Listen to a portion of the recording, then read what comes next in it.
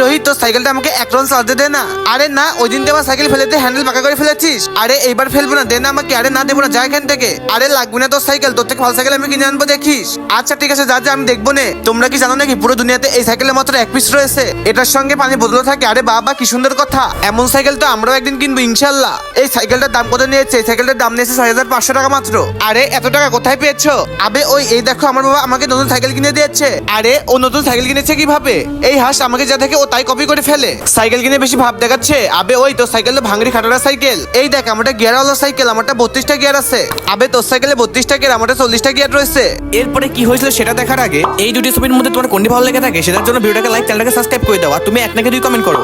আরে মুখে এত বড় বড় কথা বলতেছিস, পারলে আমার সঙ্গে রেস করে দেখ। আচ্ছা ঠিক আছে, এখনই হবে তোর সঙ্গে। তুই তো কখনোই জিততে পারবি না, তোকে তো আমি চিনতে পেরেছি তুই কত যোগ্যতা আছে। আরে ভাই, তোমাদেরকে জিততেই হবে, জিততেই হবে, যেভাবে হোক তোমাদেরকে জিততেই হবে ভাইয়া। আরে আমার তো মনে হচ্ছে আমি এখনই অ্যাক্সিডেন্ট করে বসবো। কি করা যায়, কি করা যায়?